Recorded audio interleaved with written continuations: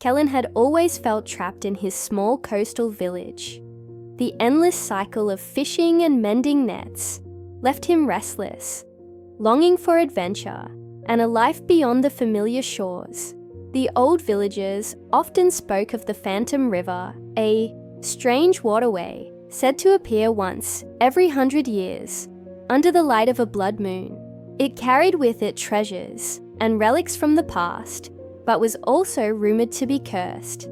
Most dismissed it as a myth, but when the blood moon rose and the shimmering silver river carved its way through the forest one fateful night, Kellan knew he couldn't resist the call of adventure. Ignoring the warnings of his friends and the elders, Kellan built a simple raft, stocked it with supplies, and pushed off into the still, glowing waters.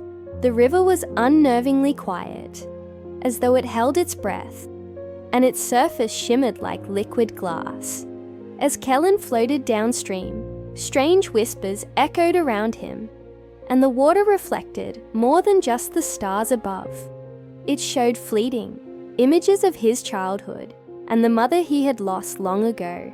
The sight filled him with both longing and unease, but his curiosity drove him onward. Hours into his journey, a thick mist enveloped the river. From the fog emerged a massive, decaying ship made of bones, its sails tattered and flapping in a wind Kellan couldn't feel.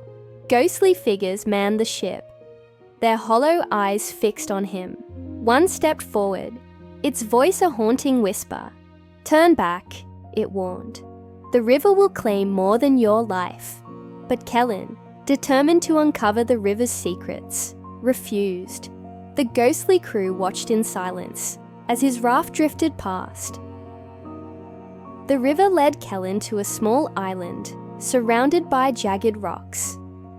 There he met Mira, a fierce and resourceful woman who had been stranded for years after attempting to follow the river herself. Mira explained that the Phantom River was no ordinary waterway. It was a living entity created by a vengeful sorcerer to trap those who sought to escape their fates.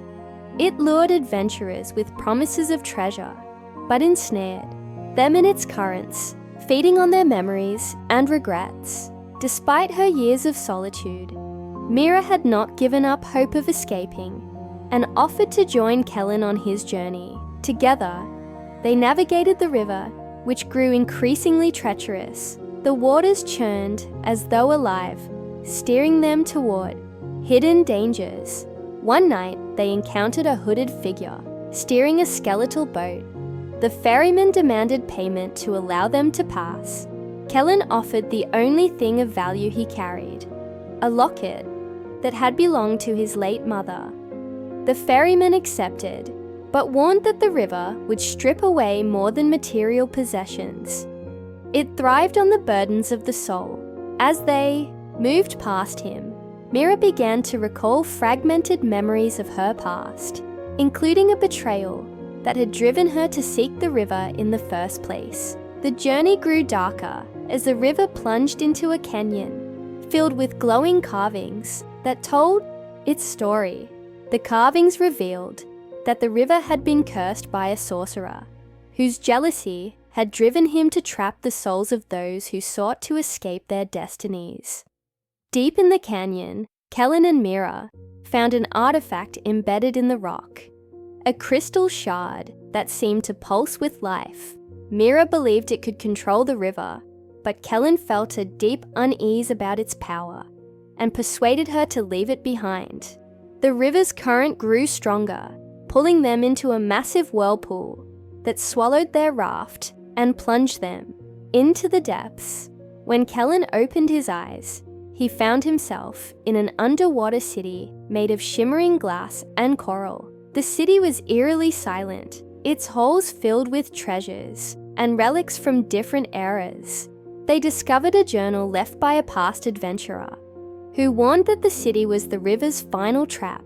At its heart lay the treasure they sought, but taking it would bind their souls to the river forever.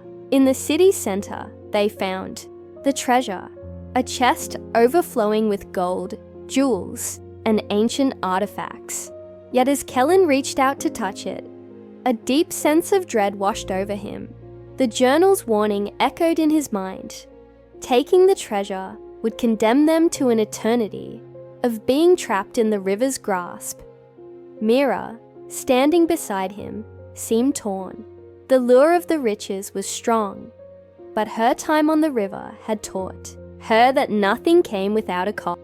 Kellan hesitated, his fingers hovering over the chest. It was then that the spirits of past adventurers materialized around them, their eyes hollow and sorrowful.